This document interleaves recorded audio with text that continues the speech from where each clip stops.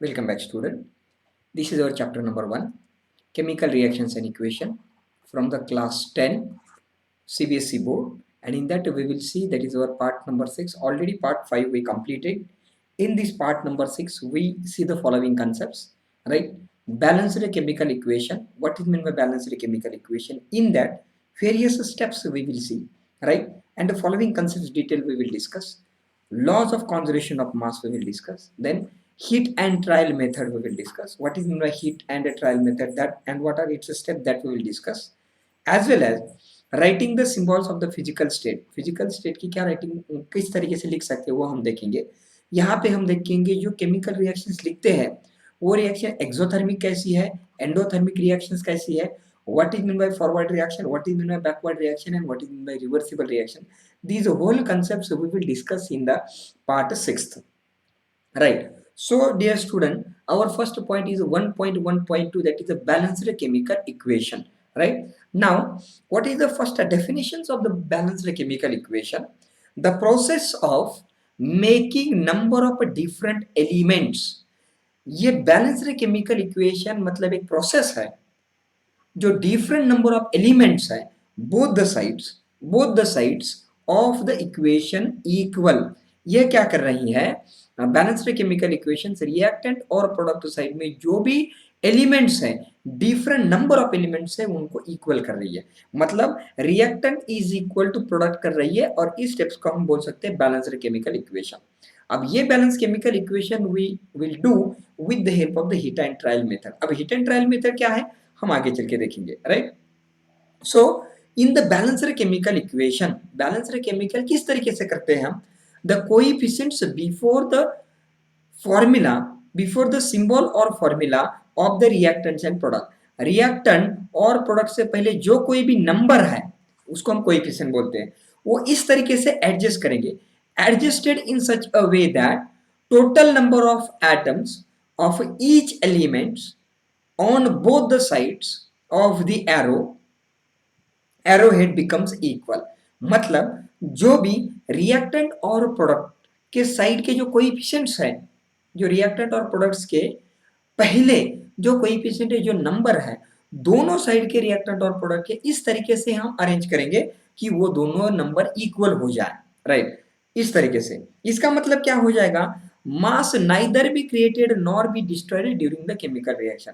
यहाँ पे law of conservation of mass है। अगर हमने reactant is equal to product कर दिया तो इसका मतलब हो गया mass neither created nor destroyed during the chemical reaction, right? इसका मतलब क्या हो गया, total mass of the element present in the product of the chemical reaction has to be equal to the total mass of the elements present in the reactants। मतलब product का जो mass है वो reactant is equal to mass of the reactant. मतलब जो मास reactant का है वही मास हमारे प्रोडक्ट का होगा। इसे हम क्या बोलेंगे, बैलेंस्ड केमिकल इक्वेशन बोलेंगे। और अगर ऐसा है तो वो क्या है, law of conservation of mass maintain करता है। मतलब total mass of the elements present in the product is equal to total mass of the reactant, right, present in the chemical reactions, right? इसका मतलब क्या हो गया, the number of atoms of each element remains the same before and after the chemical reaction।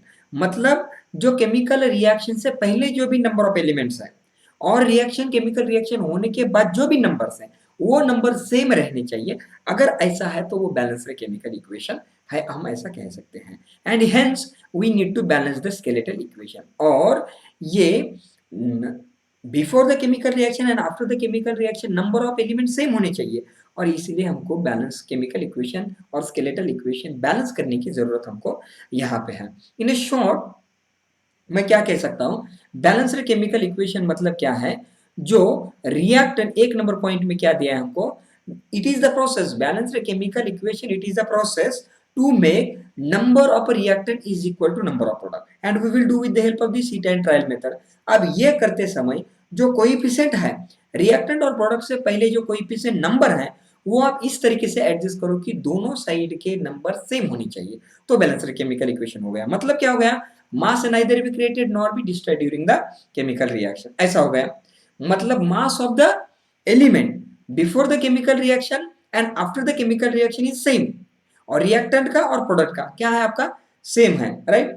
before the chemical reaction, after the chemical reaction is same, and that is why to maintain the law of conservation of mass, we need to balance the skeletal equation of the chemical reaction, right? ये है। अब हम एक example यहाँ पे लेते हैं, zinc plus sulphuric acid, I got zinc sulphate and hydrogen gas. ये मेरा वर्ड इक्वेशन है। इसमें मैं क्या करता हूँ, इसको वर्ड इक्वेशन को केमिकल इक्वेशन में कन्वर्ट करता हूँ। Symbol of zinc is a Zn, sulphuric acid is equal to H2SO4, zinc sulphate is ZnSO4 and hydrogen is H2। ये मेरा इक्वेशन नंबर 1 है, एज इट इज हमारे टेक्स्ट बुक में दिया है, राइट। ये क्या हो गया है दोस्तों, यहाँ पे जिंक है, डिस्प्लेसमेंट रिएक्शन हो गए, जिंक ने इस हाइड्रोजन को रिप्लेस किया, तुमको मिल गया ZnSO4 और H2 गैस मिल गया, वो हम आगे चल के देखेंगे। पर बैलेंस हमको क्या करना है, यहाँ पे क्या करना है, जो भी नंबर है, right, of the different elements on the both the side should be equal. हमको क्या करना है, दोनों साइड के जो भी नंबर है, जिंक जो रिएक्टेंट साइड में है, जो प्रोडक्ट साइड में है, hydrogen reactant side, product side equal होना चाहिए। हमको यहाँ पे उसको बैलेंस करना चाहिए, इसलिए हम एक यहाँ पे चार्ट लेते हैं। चार्ट में क्या है, which are the elements present, that is my zinc element, next hydrogen element, next sulfur and oxygen, these are the elements are present in the above equation number 1, correct, right। अब this side, ये जो side है वो reactant side है, ये जो side वो product side है। Number of atoms in reactant, that is the left hand side. Reactant में कितने एटम्स प्रेजेंट है और number of atoms are present in the product, product ये साइड है, उसको हम RHS बोलते हैं, RHS, राइट। अब जिंक यहाँ पे देखो कितना है, जिंक एक जिंक है, करेक्ट है। प्रोडक्ट में कितना है, एक जिंक है, करेक्ट है। हाइड्रोजन रिएक्टेंट में कितने हैं, यहाँ पे देखो 2 हाइड्रोजन है, यहाँ पे 2 हाइड्रोजन है, और प्रोडक्ट में हाइड्रोजन कितने हैं, 2 है, राइट। सल्फर रिएक्टेंट में कितने हैं, 1 है, और सल्फर प्रोडक्ट में कितना है, 1 है।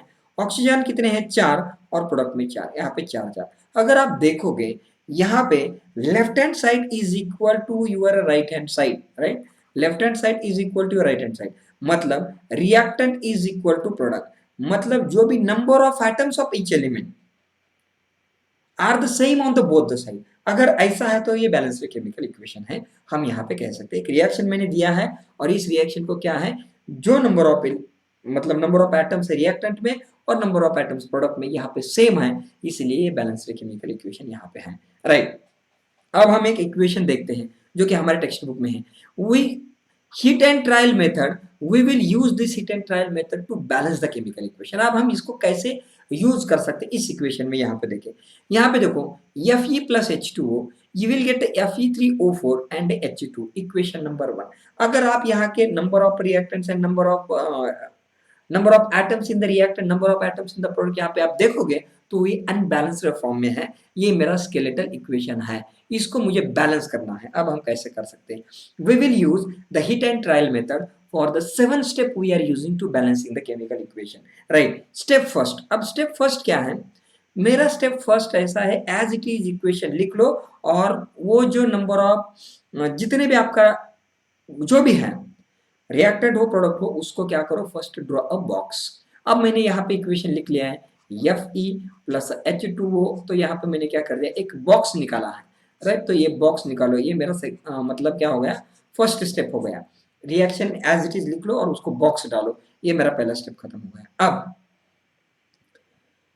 अब लिस्ट करो, list the number of atoms which are present in the unbalanced equation. अब ये मेरा इक्वेशन क्या है, अनबैलेंस फॉर्म में है, तो क्या क्या प्रेजेंट है, लेफ्ट हैंड साइड में क्या प्रेजेंट है, राइट हैंड साइड में क्या प्रेजेंट है, किस तरीके से अनबैलेंस्ड है वो हमको बताइएगा।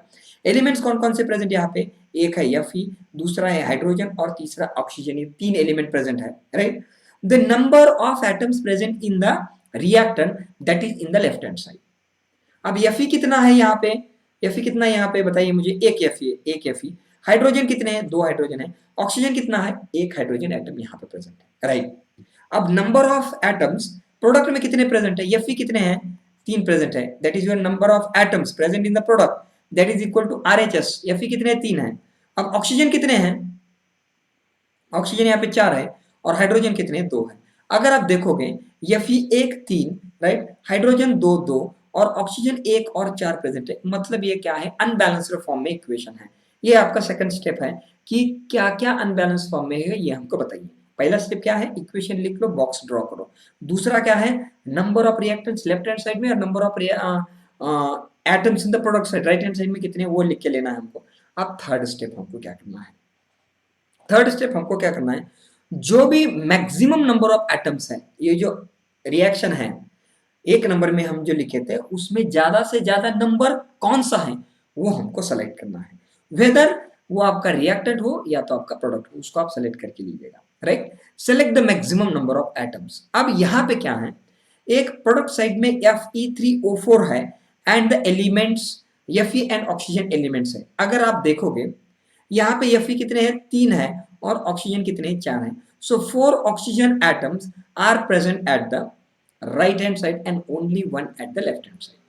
ओके, तो अगर आप देखोगे ये रिएक्शन हमने यहाँ पे ऐसे लिया है Fe with H2O, you will get a Fe3O4 and H2।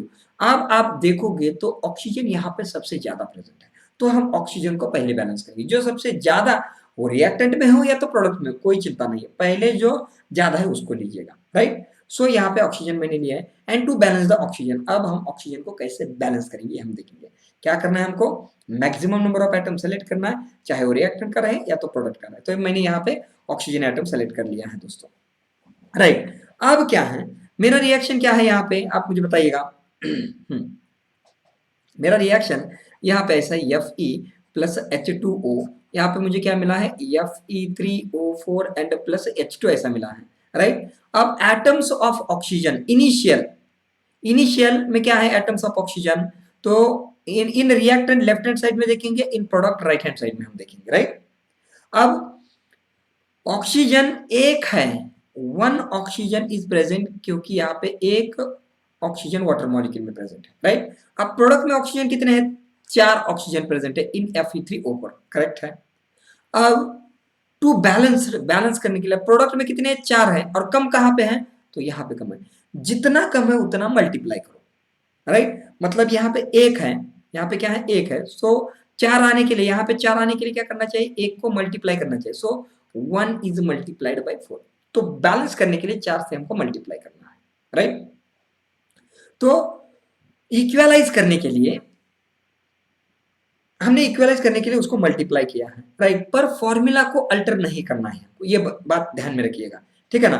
तो बैलेंस करने के लिए हमने क्या किया है, कोएफिशिएंट 4 पुट कीजिएगा ऑक्सीजन के, मतलब वाटर मॉलिक्यूल के सामने as a 4H2O, not H2O4, ऐसा नहीं करना है, कोएफिशिएंट रखना है, उससे पहले रखना है, उससे कोई मतलब H2O4 या तो H2O4 ऐसे आप नहीं कर सकते हैं, राइट। कोएफिशिएंट पहले रखना है, जो मल्टीप्लाई करते हैं उससे पहले रखना है, राइट। अब क्या हो गया, ये इक्वेशन हमारा पार्शियली बैलेंस्ड हो गया। अब कैसे बैलेंस हो गया, यहाँ पे देखिए, यहाँ तो 4 4 से मल्टीप्लाई हो गया ना, 1 × 4 = 4, सो यहाँ पे आ गया आपका Fe, तो H2O को 4 से मल्टीप्लाई किया, ये 4H2O आपका as it is Fe3O4 and H2। ये मेरा थर्ड नंबर इक्वेशन आ गया, पार्शियली बैलेंस्ड है, कंप्लीटली बैलेंस्ड नहीं है। एक स्टेप हो गया, मतलब जहाँ पे कम था उससे 4 ने मल्टीप्लाई किया, और वो क्या कहाँ पे मल्टीप्लाई करना था, रिएक्टेंट साइड में यहाँ पे, इसीलिए मैंने यहाँ पे 4 दिया है, बस इतना ही करना है। ये मेरा स्टेप थर्ड हो गया। अब स्टेप फोर्थ है। अब आप देखोगे दोस्तों, सिर्फ यहाँ पे मेरा ऑक्सीजन बैलेंस हुआ है, Fe और हाइड्रोजन स्टिल बैलेंस नहीं हुआ है, right, are not balance, it is in unbalance form. तो हम आगे चल के इसको भी हम बैलेंस करना सीखेंगे, राइट। तो हम पहले क्या करेंगे, जो ज्यादा है, अब ज्यादा कौन सा है यहाँ पे, अगर आप देखोगे ज्यादा कौन सा है, Fe मेरे पास 3 है यहाँ पे, और हाइड्रोजन कितने यहाँ पे 8 है, 4 × 2 = 8, और यहाँ पे 2 है, मतलब क्या हम लेंगे, जो ज्यादा है उसको लेंगे, मतलब हमारा हाइड्रोजन है 8 हाइड्रोजन है, उसको हम पहले बैलेंस करना देखेंगे, right. So let us balance the hydrogen first. Hydrogen को बैलेंस करेंगे। अब हाइड्रोजन को बैलेंस करने के लिए हम क्या करेंगे, हम एक चार्ट यहाँ पे बनाएंगे। चार्ट कैसा है, एटम्स ऑफ हाइड्रोजन, राइट। अब हमारी रिएक्शन कैसी थी यहाँ पे दोस्तों, यहाँ पे हमारी रिएक्शन कैसी थी, यहाँ पे 4H2 आया था, राइट। अब 1 मिनट, राइट, तो यहाँ पे क्या हो गया आपका, ये मेरा Fe है प्लस 4 मॉलिक्यूल ऑफ H2O है, यहाँ पे मेरा Fe3O4 आया था और 4 मतलब H2 आया है ऐसा, राइट। तो यहाँ पे हाइड्रोजन 8 है, इसलिए मैंने हाइड्रोजन को बैलेंस करने के लिए ले। अब एटम्स ऑफ हाइड्रोजन इनिशियल में in reactant left hand side में हाइड्रोजन यहाँ पे है, तो कितने 8, बिकॉज 4 × 2 = 8, 8 हाइड्रोजन एटम है, और वो किस में है, 4H2O में है, और इन प्रोडक्ट में हाइड्रोजन कितने 2 है, दैट इज 2 इन H2। अब कम कहाँ पे पड़ गए, यहाँ पे कम, ज्यादा यहाँ पे है, तो टू बैलेंस इन रिएक्टेंट में 8 है, प्रोडक्ट में कम है। अब 8 आने के लिए हमको क्या करना चाहिए, 8 आने के लिए, so this 2 should be multiplied by 4, so 2 into 4 is equal to 8, तो यहाँ पे 8 मेरा आ जाएगा, राइट। मतलब क्या होगा, यहाँ पे मुझे 4 करना चाहिए, 4, तो ये H2 हो गया, 4H2। मतलब मेरा एक्सप्रेशन क्या आ गया, यहाँ पे मुझे यहाँ पे 4 लिखना है प्रोडक्ट साइड में, जहां पे कम है वहां पे। अब यहाँ पे इस साइड में कम था इसलिए मैंने यहाँ पे बैलेंस कर दिया, तो क्या आ गया मेरा, Fe plus 4H2O, Fe3O4, 4H2, और वो 4 नंबर का एक्सप्रेशन हो गया। ये भी पार्शियली बैलेंस्ड है क्योंकि स्टिल Fe हमारा बैलेंस नहीं हुआ है दोस्तों, इस बात को आप ध्यान में रखिएगा। अब मेरा फिफ्थ स्टेप है, फिफ्थ स्टेप में जो बैलेंस नहीं हुआ उसको ले लीजिएगा। अब कौन सा बैलेंस नहीं हुआ है, तो आयरन अनबैलेंस फॉर्म में है, तो उसको आप ले लीजिएगा और हम देखेंगे आप उसको बैलेंस करना कैसे देखते हैं। Fe है, राइट, प्लस क्या है 4H2O, ऐसा फोर्थ एक्सप्रेशन है, और क्या है मेरा Fe3O4 है और 4H2 है, ऐसा आया है, राइट। तो यहाँ पे Fe 1 है और प्रोडक्ट साइड में 3 है, राइट। देखिए यहाँ पे एटम्स ऑफ आयरन इनिशियल कितने रिएक्टेंट में, लेफ्ट हैंड साइड में 1 है इन Fe, और इन प्रोडक्ट में कितने हैं, 3 है इन Fe3O पर, यहाँ पे देखिए, राइट। तो 3 यहाँ पे है और 1 यहाँ पे है, तो कम यहाँ पे थी, इसलिए मुझे यहाँ पे मल्टीप्लाई करना चाहिए। अब यहाँ पे 1 है तो 3 आने के लिए क्या करना चाहिए, it should be multiplied by 3, right. तो इसको 3 से मल्टीप्लाई करो रिएक्टेंट साइड को, सो 3Fe, 4H2O, Fe3O4 and 4H2, right. और ये मेरा एक्सप्रेशन नंबर 5 आ गया। तो इस तरीके से हम इसको बैलेंस करेंगे, राइट। अब हमारी फिफ्थ स्टेप हो गई। सिक्स्थ स्टेप क्या है, you have to count the number of atoms of the left hand side and right hand side, दोनों बराबर है कि नहीं वो हमको देखना चाहिए। Each atoms of the element on the both the side should be equal, वो हमको देखना है। अगर इक्वल आ गया तो वो बैलेंस्ड केमिकल इक्वेशन हो गया, that is my sixth number step. अब हम यहाँ पे देखेंगे 3Fe, 4H2O, Fe3O4 and 4H2। इसके लिए हम इसको बैलेंस करने के लिए एक हाँ, अब देखो आप बैलेंस करो इसको। Fe कितने हैं रिएक्टेंट साइड में 3, यहाँ पे कितने हैं 3, बैलेंस हो गया। हाइड्रोजन कितने हैं 8 हैं, तो यहाँ पे मेरे 8 हाइड्रोजन हो गए। ऑक्सीजन कितने हैं 4 हैं, तो यहाँ पे मेरे 4 ऑक्सीजन एटम हो गए। मतलब reactant is equal to product, so law of conservation of mass is maintained here, right, both the side number of atoms of the element are equal, right, and now student this equation is a balanced equation, and this balancing equation, this method of a balancing equation is called as a hit and trial method। इसको हम क्या बोलेंगे, hit and trial method बोलेंगे, समझ में आया। तो यहाँ पे ये 6 स्टेप है, टोटल 7 स्टेप है, 7 स्टेप थोड़ा सा अलग है। हम पहले 6 स्टेप को थोड़ा सा रिवाइज करेंगे कि हमको क्या करना चाहिए, राइट। थोड़ा सा मैं शॉर्ट में आपको रिवाइज करता हूँ हिट एंड ट्रायल मेथड में। पहला स्टेप मेरा क्या है, जो भी इक्वेशन है आप लिख लीजिएगा, FeH2O, Fe3O4 and H2, right. तो उसको आप बॉक्स करिए, पहला स्टेप है। दूसरा स्टेप क्या है, number of atoms in the reactant और number of atoms in product कितने हैं वो लिख लीजिएगा। मतलब आपको समझ में आएगा कि ये स्केलेटल इक्वेशन अनबैलेंस्ड है, उसको बैलेंस करना चाहिए। ओके, ये कर दिया। अब तीसरी स्टेप में है जो ज्यादा नंबर ऑफ एटम्स हैं उसको आप कलेक्ट कर लो, चाहे वो रिएक्टेंट से हो चाहे वो प्रोडक्ट से, उसको कलेक्ट कर लो। तो यहाँ पे मैंने ऑक्सीजन कलेक्ट कर लिया क्योंकि 4 ऑक्सीजन है। तो अब मैंने एक चार्ट बनाया है, राइट। अब यहाँ पे देखिए रिएक्टेंट में 1 ऑक्सीजन एटम है और प्रोडक्ट में 4 ऑक्सीजन एटम है।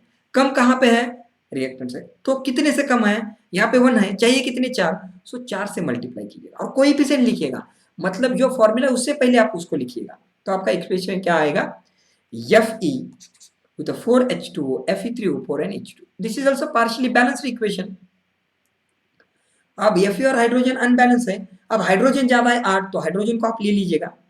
अब हाइड्रोजन को जैसे आप लेते हैं तो हाइड्रोजन रिएक्टेंट में 8 है और प्रोडक्ट में 2 है, तो कम कहाँ पे है, प्रोडक्ट में है। तो 2 है और 8 आने के लिए क्या चाहिए, मल्टीप्लाइड बाई 4, तो 4 से मल्टीप्लाई कीजिएगा तो 8 आ जाएगा, तो कोएफिशिएंट आएगा 4, तो आपका पार्शियली बैलेंस इक्वेशन आ जाएगा Fe plus 4H2O, Fe3O4 and 4H2, partially balance equation आ गया। और आपका बच गया सिर्फ Fe, और Fe प्रोडक्ट में कितना है 3, रिएक्टेंट में कितना है 1, तो क्या चाहिए आपको, मल्टीप्लाइड बाई 3। सो आपका एक्सप्रेशन आएगा 3Fe, 4H2O, Fe3O4 and 4H2, ऐसा आपका आ जाएगा। ये है आपका फुल्ली बैलेंस्ड इक्वेशन, राइट। तो आप काउंट करो 6th स्टेप में, number of atoms of the reactant is equal to number of atoms of product should be equal, law of conservation of mass is maintain, and ये method है, इस method को हम बोलेंगे hit and try method, that's all.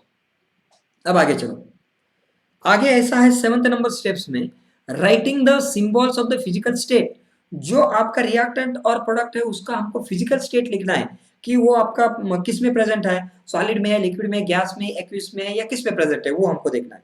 So while writing the physical state of the reactant and product we should use, अगर solid है तो yes, liquid है तो यल, गैसियस है तो जी, और for aqueous solution of the reactant and product we are using acute.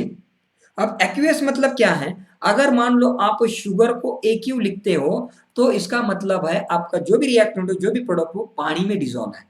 तो physical state आप कैसे लिखोगे, solid S, liquid L, gas G, और एक्वियस है मतलब वो पानी में डिसॉल्व, ऐसा आप लिखोगे। मतलब अब इस एक्सप्रेशन को जो हमने पहले बैलेंस किया था उसको हम कैसे लिखोगे, एफ ई सॉलिड फॉर्म में है, H2O गैस फॉर्म में है। अब पानी गैस फॉर्म में कैसे है हम आगे बताएंगे। अगर पानी गैस फॉर्म में है तो आप इसको कंसीडर करिएगा कि ये स्टीम फॉर्म में है, मैं आगे चल के बताऊंगा।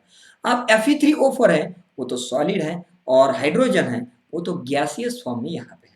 तो ये स्टेट हमको अगर कंप्लीट करते हो तो ही आपका केमिकल इक्वेशन राइट डायरेक्शन में जा रहा है, ऐसा हम कह सकते हैं। अगर दोस्तों सिंबल जी लिखा है वाटर के लिए, सिंबल पानी, पानी क्या होता है, लिक्विड होता है, तो मैंने यहाँ पे लिक्विड लिखना चाहिए था पर गैस लिखा है। अगर वाटर के लिए सिंबल मैंने गैस लिखा है तो इसका मतलब वो दोस्तों स्टीम है और वो वाटर वेपर्स है, ऐसा हम लिख सकते हैं, गैस है वाटर वेपर्स है, राइट। अगर कोई गैस इवॉल्व होता है, राइट, रिएक्शन मिक्सचर से कोई गैस इवॉल्व होता है तो सिंबल हम क्या करते हैं, अपवर्ड एरो डायरेक्शन में रिप्रेजेंट करते हैं, राइट। तो यहाँ पे हमने ऐसे रिप्रेजेंट किया, मतलब हाइड्रोजन आप गैस लिखने की वजह से ऐसा भी आप लिख सकते हैं। मैंने एक यहाँ पे रिएक्शन लिया है, क्या है, बैलेंसिंग रिएक्शन हमको नहीं देखना है। 2 मॉलिक्यूल ऑफ Na, यहाँ पे क्या करो आप, यहाँ पे एक Na ले लो और यहाँ पे एक Na ले लो। वाटर मॉलिक्यूल कितने दिया है यहाँ पे, तो हमने 2 वाटर मॉलिक्यूल दिए, HOH और HOH, राइट। तो क्या करो दोस्तों, यहां से 2 हाइड्रोजन निकालो तो ये H2 हो गया गैसियस फॉर्म में, और NaOH NaOH NaOH NaOH combine होगा, मतलब 2 मॉलिक्यूल ऑफ NaOH आ गए। और यहाँ पे क्या किया मैंने, एक्वियस फॉर्म, मतलब पानी में डिसॉल्व है। यहाँ पे देखो सोडियम हाइड्रोक्साइड एक्वियस से पानी में डिसॉल्व है, H2 गैसियस फॉर्म में है, या तो आप उसको एरो इस तरीके से अपवर्ड साइड में लिख सकते हैं। अगर आपका गैस इवॉल्व है और अपवर्ड एरो दिखा रहा है, मतलब दोस्तों आप ऐसे भी लिख सकते हो, ऐसे भी लिख सकते हो। एक्वियस है मतलब पानी में डिसॉल्व है, और सॉलिड है मतलब सॉलिड है, यहाँ पे ऐसे आपको दिखाना है। अगर प्रेसिपिटेट फॉर्म होता है, प्रेसिपिटेट मतलब मैंने पहले बोला है कि इनसॉल्युबल सॉलिड सब्सटेंस, और वो we are representing with the arrow with the pointing downwards. अगर प्रेसिपिटेट तैयार होता है, इनसॉल्युबल फॉर्म होता है तो हम उसको डाउनवर्ड एरो, गैस होता है तो अपवर्ड एरो हम यहाँ पे दिखाते हैं दोस्तों, इस बात को आप ध्यान में रखिएगा, राइट। अब precipitate is abbreviation, PPT is the abbreviation of a precipitate. दोस्तों मैंने एक यहाँ पे रिएक्शन लिया है AgNO3, राइट, AgNO3 एक्वियस है मतलब पानी में डिसॉल्व है, NaCl, ये मेरा Na और Cl है मतलब एक्वियस है मतलब पानी में डिसॉल्व है। अब ये एक Ag और यहाँ का Cl कंबाइन करो आपको AgCl मिलेगा, precipitate silver chloride, solid precipitate मिल गए आपको। और बाकी क्या है, यहाँ पे Na और यहाँ पे NO3, NaNO3 एक्वियस से पानी में डिसॉल्व है, राइट। तो ये प्रेसिपिटेट फॉर्म में है, अगर डाउनवर्ड एरो है तो आप इसको कंसीडर करिएगा कि पीपीटी है। रिएक्शन आप मत देखिएगा, यहाँ पे आप देखिएगा कि एरो डाउनवर्ड है या तो अपवर्ड है, डाउनवर्ड है तो प्रेसिपिटेट है, अपवर्ड है तो आपका क्या फॉर्म हुआ है दोस्तों, यहाँ पे प्रेसिपिटेट तैयार हो गया है, right. If heat is evolve, अगर हीट बाहर निकलता है, and the right side of the reaction, मतलब प्रोडक्ट साइड में पॉजिटिव साइन से रिप्रेजेंट किया जाता है। अगर कोई रिएक्शन आप लिखते हो और रिएक्शन के राइट हैंड साइड में, मतलब प्रोडक्ट साइड में अगर आपके वहां पे पॉजिटिव साइन लिखा है तो इसका मतलब क्या है, वो रिएक्शन एक्सोथर्मिक रिएक्शन है, मतलब heat is liberated out. If heat is liberated out, given out, then that reaction is called as an exothermic reaction. मैं एक रिएक्शन आपको बताता हूँ दोस्तों, कार्बन सॉलिड है, ऑक्सीजन गैस है, हमको कार्बन डाइऑक्साइड गैसियस फॉर्म में मिला है, पर यहाँ पे देखो प्लस प्रोडक्ट साइड में है plus heat 393 kilo joule per mole, अगर ऐसा है प्रोडक्ट साइड में अगर आप हीट लिखते हो तो ये हमारा एक्सोथर्मिक रिएक्शन हो गया। ये इस बात को ध्यान में रखिएगा, एक रिप्रेजेंटेशन है, राइट। अगर हीट हम एब्सॉर्ब करते हैं, अंदर लेते हैं, right, and it is present at the right hand side putting with negative sign. अगर हीट एब्सॉर्ब करते हैं और राइट हैंड साइड मतलब प्रोडक्ट साइड में लिखते हैं, निगेटिव साइन से आप रिप्रेजेंट करते हो, तो उस रिएक्शन को हम एंडोथर्मिक रिएक्शन बोलते हैं। कैसे? If heat is absorbed taken inside then that reaction is called as an endothermic reaction. मैं एक एग्जांपल देता हूं यहां पे दोस्तों। कार्बन सॉलिड है, कार्बन सॉलिड है और सल्फर 2 है, यहाँ पे 2 सल्फर गैसेस फॉर्म में दिए हैं, CS2 हमको मिल गया कार्बन डाइसल्फाइड, और minus sign is represented, minus heat is taken inside 92 kilo joule per mole. अगर माइनस साइन प्रोडक्ट साइड में लिखा होता है तो वो रिएक्शन एंडोथर्मिक रिएक्शन है। मतलब कभी कभी आपको पूछा जाएगा कि रिएक्शन मिक्सर देंगे, रिएक्शन देंगे, ऐसा माइनस से हीट देंगे और बोलेंगे कि एक्सोथर्मिक है कि एंडोथर्मिक है, आप हमें बताइएगा, राइट। ये बात है, मतलब पॉजिटिव साइन है तो आप बोलिएगा कि उसको एक्सोथर्मिक रिएक्शन, नेगेटिव साइन है तो एंडोथर्मिक रिएक्शन, राइट। कुछ रिएक्शन में टेम्परेचर, प्रेशर और कैटेलिस्ट अबोव और below the arrow of the head हम लिख सकते हैं। Best representation of chemical equation का जो हमारा एरो है, एरो के ऊपर हम टेम्परेचर लिख सकते हैं, एरो के ऊपर हम टेम्परेचर लिख सकते हैं, प्रेशर लिख सकते हैं, कैटेलिस्ट लिख सकते हैं, ऊपर और नीचे हम लिख सकते हैं, तभी हम हमारा कंप्लीट है ऐसा कह सकते हैं। फॉर एग्जाम्पल यहाँ पे देखिए, नाइट्रोजन हमने कितने लिए यहाँ पे 2, और हाइड्रोजन कितने लिए हमने यहाँ पे 6 हाइड्रोजन है। सो 1 nitrogen and 3 hydrogen, 1 nitrogen 3 hydrogen, so 2 molecular ammonia I got here।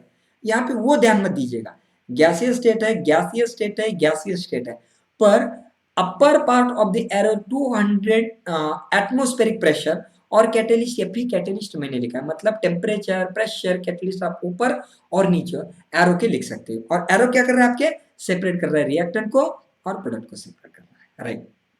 दूसरा एक रिएक्शन हम लिखते हैं यहाँ पे, CO gas plus twice H2 gas 340 atmospheric pressure. यहाँ पे देखो एरो के ऊपर मैंने लिखा है, तो आपको ऐसे लिखना है, जो टेम्परेचर हो, प्रेशर हो, कैटलिस्ट हो, ऊपर या नीचे आप लिख सकते हो। तो यहाँ पे फाइनल रिएक्शन क्या है आपका, हाइड्रोजन कितने दिए, 4 दिए है ना, राइट। तो आपका क्या आ गया, CH3OH है, मिथाइल अल्कोहल, वो भी लिक्विड फॉर्म में है। अब ये कैसे आता है हम आगे चल के देखेंगे, पर यहाँ पे हमको देखना क्या है, रिएक्शन के एरो के ऊपर कैसे आता है वो हमको यहाँ पे देखना है।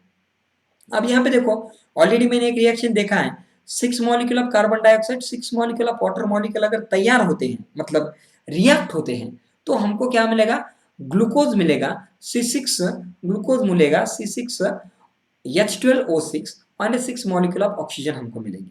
पर यहाँ पे ये रिएक्शन हमको देखना नहीं है, हमको देखना है सनलाइट एंड क्लोरोफाइल। रिएक्शन के ऊपर और रिएक्शन के नीचे टेम्परेचर और क्या प्रोसेस हो रहा है यहाँ पे, तो वो हमको यहाँ पे देख सकते हैं। तो इस तरीके से हमको क्या करना है, रिएक्शन के ऊपर और नीचे हम एडजस्ट कर सकते हैं कि क्या टेम्परेचर, प्रेशर, कैटलिस्ट लिख सकते हैं यहाँ पे।